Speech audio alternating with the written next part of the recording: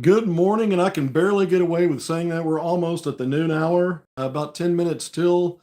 Well, I'm about 5 minutes late on the time promised. 11:45ish. I'm getting on a little after 11:50. Kevin McPherson, it's HogvilleNET YouTube Live, and thank you for joining me today. On it's another hump day. You're halfway through your week. If it's a grind for you, the weekend's not too far away. You've got a big weekend coming up as well. The Diamond Hogs punching their ticket to Super Regionals, where they'll play a familiar opponent, a team that they basically finished up their regular season in SEC play against, the Tennessee Volunteers, defending national champs. That should be wild at Baum Stadium. You got the NBA Finals starting tomorrow night, and I've covered the Pro Hogs. I've actually covered the Oklahoma City Thunder, the best team in the NBA. Now they've got to prove it in the finals against a really good Indiana and a Pacers team. But you got two Pro Hogs, Isaiah Joe and Jalen Williams, to pay attention to. So even if you're a casual NBA fan, but you're a big Razorback fan, you can check those guys out. And we'll see if it's a short series or a long series. But maybe but one or both of those guys get to impact the shape of that series. Playing in that second rotation off the bench should be a good one. All right, so we got a few things out of the way here. I really want to focus on. We've spent so much of our time on these podcasts, really going through basically the daily business and projecting ahead and all these different things related to the current Razorback roster and recruiting that's upcoming, all these things that kind of work together, play in together with each other. And so it's really been mostly about the business of the basketball program, really dialed in. Right now, I'm going to take a few steps back, kind of like that, up in space, looking down on it, kind of global look at John Calipari and his approach to in-state recruiting. Because when you really look at what he does in recruiting, it's more about being that national level, sometimes international level recruiter, the best to ever do it. And so whatever rules or perceptions you have, especially in a state like Arkansas, they're just different for a guy like him. You can't apply the same metrics that you would for other coaches and what you expect with the in-state kids, because we know a state like Arkansas, where you have one high major program, you don't have pro teams. It's all about the Razorbacks from corner to corner throughout the state. That's what it is. And you're paying attention to the top level players that come up in any sport, but especially sports like football and basketball that get the most, get more of the scrutinization from the media or exposure, put it that way. And so, there are expectations that are different for in-state kids than there are for players that you're recruiting elsewhere. It's not that you would rather have an in-state kid that's, a top 75 4-star over a high-level 5-star from anywhere else. We know that's not true, but at the same time, all things being equal or close, Arkansas fans have an expectation that you're going to take the Arkansas kid. So, I look at it historically, probably only one other coach outside of Calipari, who, again, he's a household name. John Calipari is a household name, especially when it comes to basketball recruiting. He's, again, a national/international recruiter. But he will recruit in-state where he's the head coach. He will recruit in-state if it makes sense, if it's something that he thinks will actually help his program and not just be, sort of a token thing where you do the right, what others might think is the right thing and add an in-state guy.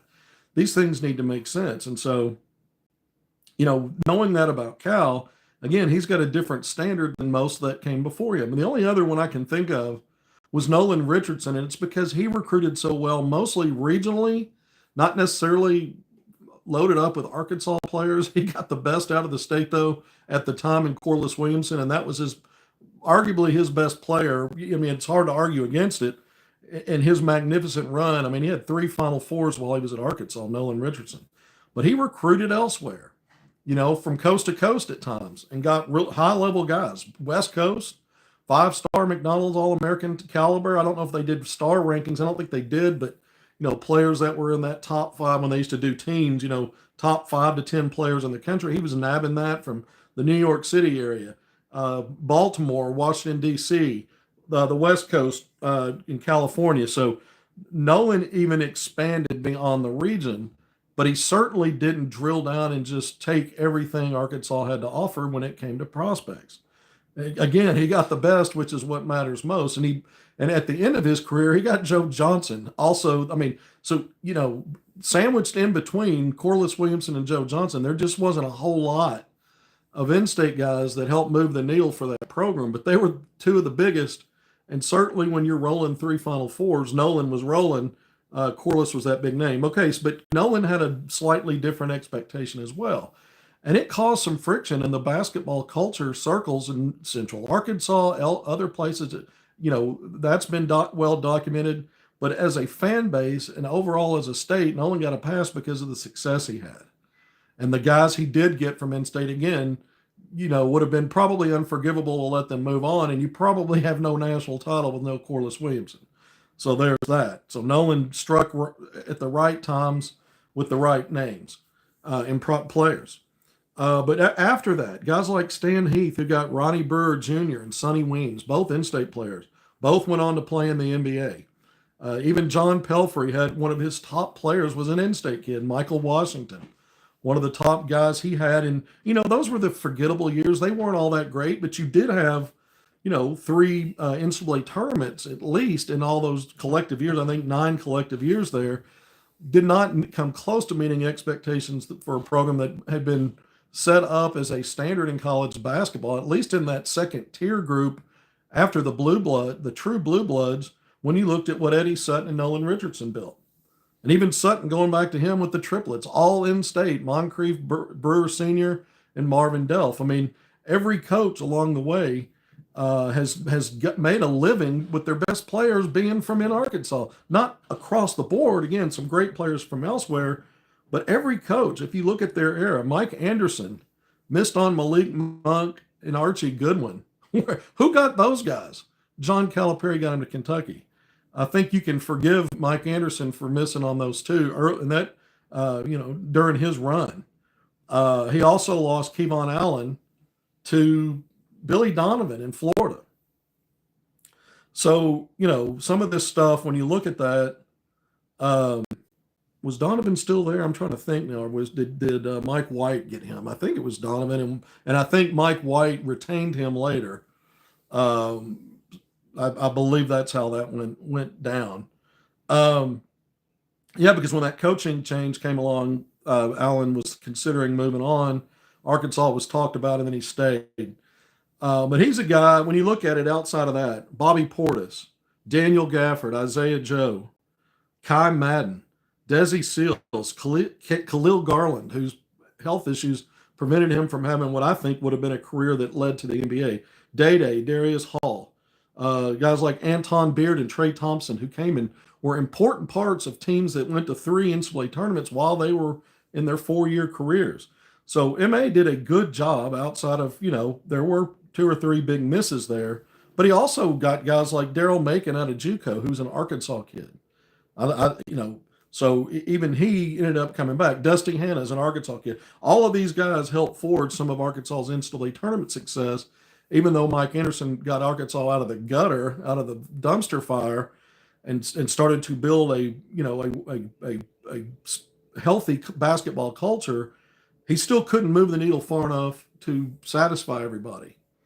But he ended up doing pretty damn good when you look at all the in-state guys he got to help Arkansas become more than mediocre and more than just respectable. They were a good team for most of the years at the end for him. I think in his last 6 years, they went to 3 NCAA tournaments and maybe at least 1, maybe 2 NITs. I got to go back and look at that. But, again, it's not what you expect. And then Eric Patrick Musselman inherits a healthy program and takes it to another level. You had 3 straight Sweet 16s, a couple of Elite 8s that took the first 2. Kevin, appreciate all you do. Thank you. I appreciate that. Larry, thank you. The first high school class that Musselman that Musselman built, in-state guys, Moses Moody, Jalen Williams, Devo Davis, KK Robinson. I mean, that's about as powerhouse an in-state class as you can have. And he put that together. They missed out on Chris Moore. You had 5 top 100 players in one class in 2020.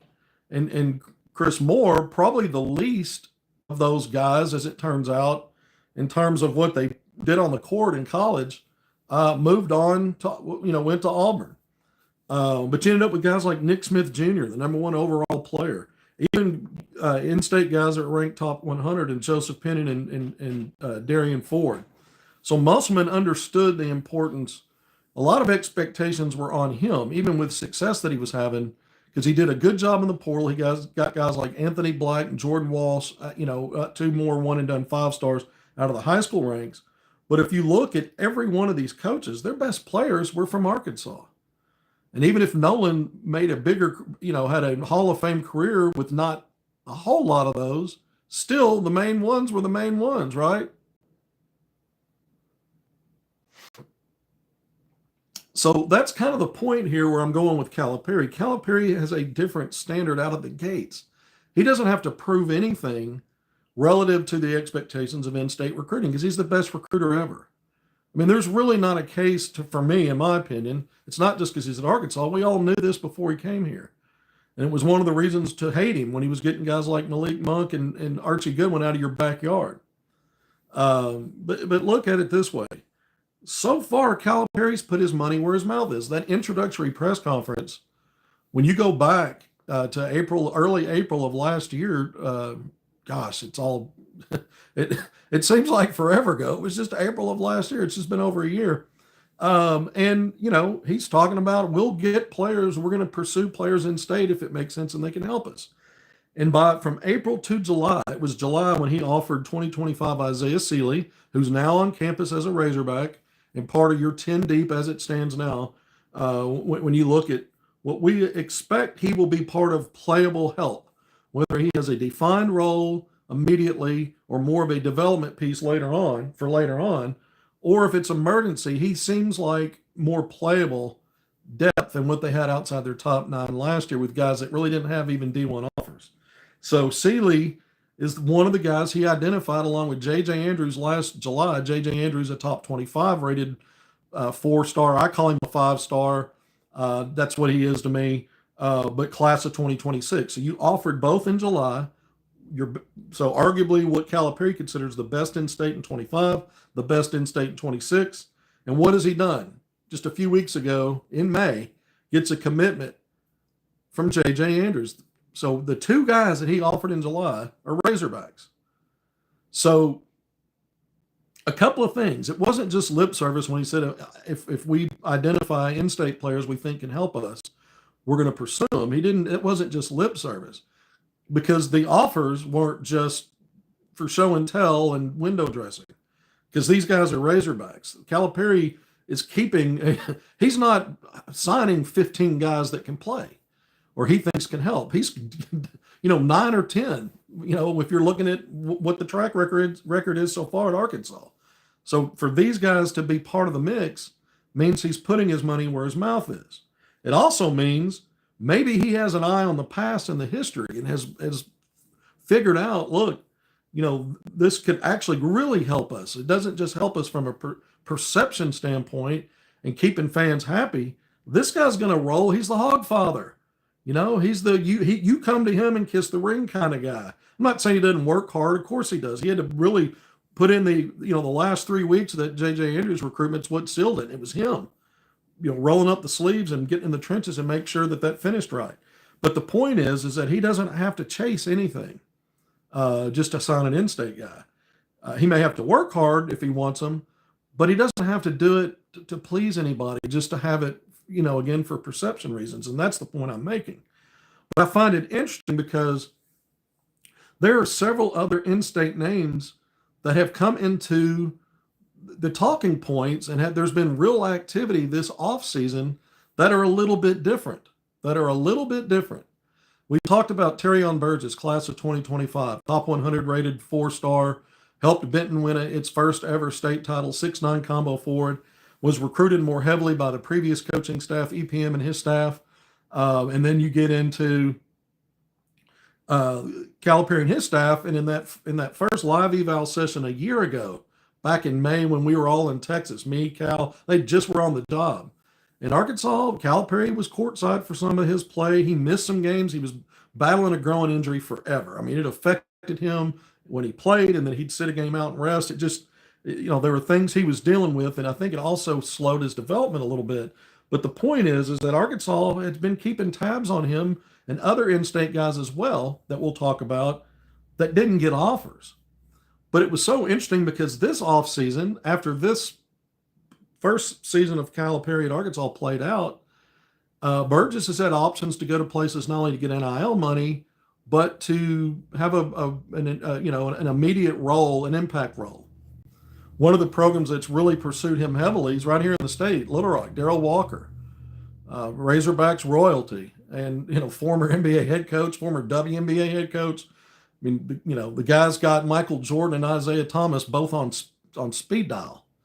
I'd never take for granted a coach like Darrell Walker in this state. He got a courtesy interview before Calipari was officially named a couple of days later. But the point here is that there's a place for Burgess. That's one among many. But there was a real path for Burgess to be a Razorback here in the last few weeks. I mean, I've confirmed this from, where it comes from doesn't get any better. There was a place for him in Arkansas, but it was a little bit different. And I alluded to it once before. I said, this would be an interesting scenario, especially how the NIL might play out for him and maybe a surplus beyond him for others. And it was kind of one of those things that was kind of brokered that way more so than traditional ways. So in a sense, it's surprising because it shows you how much the landscape of recruiting has changed because of NIL and the money people involved. But because of that, and we're starting to see more and more stuff, that we're not as shocked as we were 6 months ago or 12 months ago or 18 months ago. It's like, the more blood and horror that you watch in movies, the less the next one affects you, kind of thing, I guess, if you want a crude analogy. But there was a real pathway for Terrion to be part of this Arkansas roster. That party seemed to have moved in different directions now. There was a point where it might be announced any day. That's where that was. And I always said, and you remember, I think I'm surprised by that because I really think his preference is to go somewhere. Yeah, he'll get some NIL, but the point would be have an immediate impact and role and build his career that way. There's more than one way to do it. It wouldn't have been wrong for him to come to Arkansas and develop. Who knows? And who knows if something weird can happen in the final hour and it ends up he's at Arkansas. Had a source tell me they saw him on Monday in Central Arkansas working out. Not on Little Rock's campus, but in Central Arkansas. We know a lot of schools, including Arkansas, have moved their players onto campus through Memorial Day weekend with summer session 1 classes starting the following day. At Little Rock, the summer session 1 classes started the same day as at the U of A in Fayetteville on the 27th last week. Usually because the time frame to go through summer coursework is so small, it's a small window, you don't have much of a grace period if you don't start on day 1. It's like a week maybe. And that's come and gone. So who knows? Who knows if he's made a decision, if he knows what he's doing yet. But the point is, beyond Sealy and JJ that are very public, the offers were public. JJ's official visit was very public. Sealy's was not. I'm the one that broke that news and brought it to you, that he and his dad went down the street from Springdale to Fayetteville and met with Calipari. And we talked about that. And I interviewed him and put that out on Twitter back whenever that was, back in the fall, I guess, before he made his announcement and ended up signing in the early period. So that became public. Burgess, has been even more under the radar, and it may be over now. It seems like it is. I think probably as close to 100% as it can be that it's over. I never absolute until I know where the kid's going to land. But the point is beyond the public stuff, there was even a place for an in-state kid like Terrion Burgess, who, again, has been rated in the top 30 previously, a real chance, an opportunity. Well, I don't know if I can see this or not, but I'm just getting a notification about an unofficial visit coming up for an in-state kid, oddly enough. And I don't know if I can see this. Sorry about that. I guess I disconnected us trying to look at that. So it's an in-state kid, but it's not Arkansas. It's just the ears must be burning, though. I'm talking about in-state kids. And I'm going to talk about this kid and break this on here where the unofficial visit's going to be to. All right, so Terrion Burgess. Top 30 rated at one point. I think somewhere at some time he had a 5-star rating by somebody. Ended up, kind of being top 35 for a while on 247 Sports, a high level 4-star. And because of some of the things I mentioned with injuries and lack of performance or development, dealing with those in the past year, he has slid in a lot of the rankings, some outside the top 100, but at least one has him inside there. But a guy with that length and height, it's translatable to Division One basketball, even potentially high majors. There was a point in time where Ole Miss and Alabama and Oklahoma were courtside for all of his spring and summer games, and were making trips to Benton to see him work out, go to his games. Once upon a time, Musselman and his staff were there down in Benton to see him and doing some of the same stuff. And I'd see various staff members at games and different events that he was playing in. So it's not like this was a stretch. But does Burgess choose, a mid-major or another high major? What happens here? Where does this go? We're going to keep an eye on it. But it's also interesting because that's class of 2025, same as Sealy. You look at JJ's class, a couple of in-state guys, Aiden Chronister, who I recently reported, just to clear the air, that Arkansas is not prioritizing him, but they are keeping tabs on him. 6'7" wing out of Rogers, played at Sunrise Christian Academy, had a really good spring circuit on the Next Pro Puma League, playing with AEO Flight 17U based out of Fayetteville. Chronister just recently reported offers from both Ole Miss and Texas A&M. Jacob Lanier, class of 2026. Been talking about him. He's coming back to Little Rock after playing at Arizona Compass Prep with Mika Murnin for a while. Then he transferred to DME Academy. But back in the 501, he played at Maumelle a couple of years before playing out of state this last year. Now he'll be at Little Rock Parkview. But Lanier, and he plays on the Under Armour circuit, doing well in that. But he was part of Pangos All-American camp for a second consecutive year, just the last couple of days. And for the second consecutive year, he was not only voted to the top 30 All-Star game, so the top players at that event that has over 100, usually around 100 players, but he was the MVP of the top 30 game for the second consecutive year. So I tweeted all this stuff out yesterday. But Lanier's another player, and we've been talking about it. 6'5" guard, sweet stroke. I mean, this guy can shoot, man. He is an offensive weapon. He needs to be in a scenario where he gets opportunities. In terms of, he's not a crazy on the ball kind of shot creator. But once he gets in a groove and get some looks and some shots up, it's money. But Lanier, again, it's 6'5", plus arm length, checks a lot of boxes. In Arkansas, with him and Chronister, they stay in touch, they keep tabs. Which brings up another point. Burgess never arrived to a traditional true scholarship offer. His was a little bit different had he decided to come to Arkansas. Chronister and Lanier, to this point, have not gotten offers. Could there be a path for either one of them at some point in their recruitment to come to Arkansas and something change there? I don't know, but we know this. Calipari's talking a 4-4-2 combination when he builds his roster. 4 freshmen, 4 retention pieces is going to be his plan, and then 2 out of the portal. And he's kind of stuck with that. It's kind of been what that's been so far. Not precisely, but close to those numbers. I mean, it may be almost identical. But the point is that we know in the high school part of it, he's going after top level, top 25 as 5-stars. But in a guy like Sealy, that wasn't the case, right? So it leaves the door open. I mean, Lanier's ranked 46 by rivals. Chronister's ranked top 100 and top 75 by several of these. So, you get the picture of what I'm saying here. How many of those in-state guys that fall into these categories can you afford to add or pursue, knowing you're really trying to get, at least 2, maybe 3 5-stars, and you're 4. So that becomes a thing. JJ is the kind of guy that you kind of help build your class around. He's not with the others. He's a 5-star. He's going to be a guy that should, in my opinion, make the McDonald's All-American game. So we'll see about that.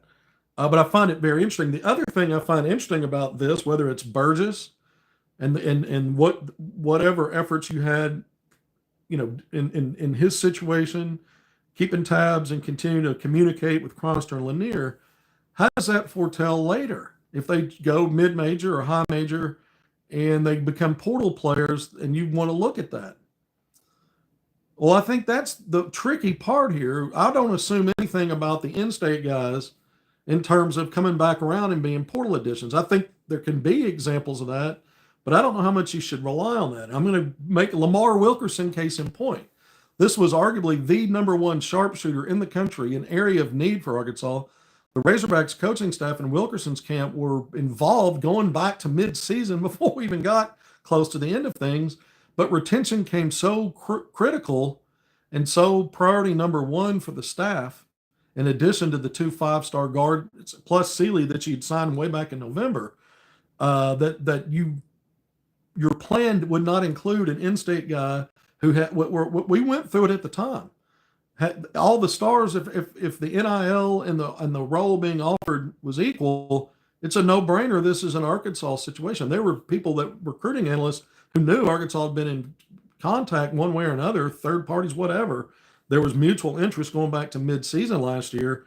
It seemed like a foregone conclusion. Arkansas is a leader in the clubhouse.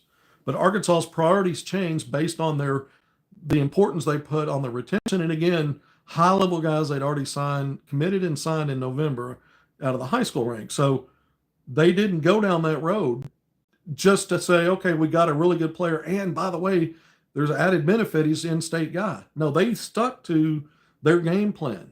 2 portal guys, and they were frontline guys. If you look at the portal, 75% first, you basically effectively got 2 portal players each year.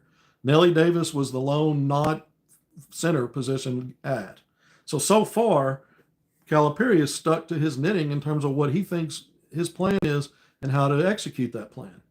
So again, I go back to some of these guys, Burtis, Chronister, Lanier.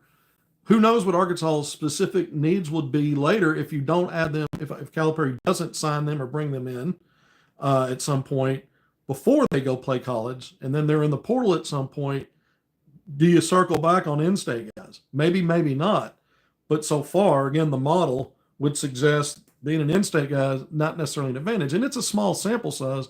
But again, for reasons just given, I think there are a lot of question marks there. So to me, so far, he's really the guys he's gone after in state are guys he's getting on early while they're still in high school, and making them Razorbacks before not do something else and then circle back on them.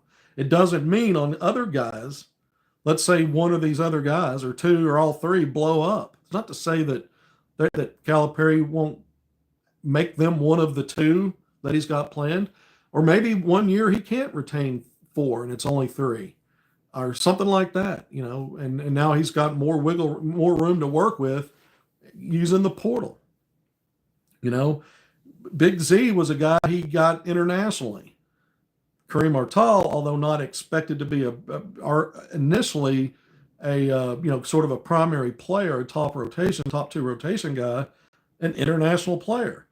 Calipari may continue to pursue that part of his roster builds as well, going the international route and interjecting that. A lot of ways to do it. Obviously, if you're adding that takes away a spot from a potential in-state guy, whether it's out of portal or high school. So there's a lot of ways to look at this. I really kind of wanted to focus on the in-state stuff, and just going through the history of Arkansas's. Eddie Sutton laid the foundation for what Arkansas basketball became, a rich and storied program, despite the darkness for a couple of decades, some would say. Despite that, and it didn't matter if the tide was high or low, the best players on all these coaches' teams ended up being from in-state. Calipari, that may never be true because of the level he recruits at as the best ever. He's cherry picking top 10 5-star guys. So even the best out of your state, like JJ, who's going to be a fantastic player, potentially might not be the best player in the class of 2026 that Calipari brings to Arkansas. He may very well end up being. He's special. I see him as a special kind of guy. But at the end of the day, we're going to judge Calipari differently because of the level he recruits at. But I think it's smart to not try to recruit over Arkansas kids if you know they can help you, which is what he said he wouldn't do. If they can help me, I'm going to recruit them. All right, nearly 30 minutes in, I'm going to wrap it up. Just kind of wanted to go through all of this because it's relevant right now. Seeley just joined the team. We're going to learn more about him and how he fits. Does he have a role this year? They just got J.J. Andrews. Some of these other guys are going off. Jacob Lanier, I mentioned it. I was getting an unofficial visit text come over on my notifications, and I had to expand that to see, well, who is it? And it's UNLV. So he's going to take an unofficial visit to UNLV. Jacob Lanier, I'm about to tweet that out when I get off of here. Class of 2026, now back in the state at Little Rock Parkview. I'm Kevin McPherson. This is HogvilleNET YouTube Live. Please hit subscribe, like, and share. That helps me out. That helps us out. It helps everybody out that's bringing you the content. I hope all of you have a great hump day and get into your weekend. Again, a lot coming up related to Pro Hogs and the NBA. Diamond Hogs this weekend. You think it's quiet in basketball. I tell you all the time, it's 365 days a year that something relevant's going on with basketball, plus one in a leap year. It's why we come on here and talk about all of it. So don't think it's slow right now. We got plenty to talk about daily, and that's what we're going to do. Until next time, thanks for being here. Take care of yourselves. See you soon.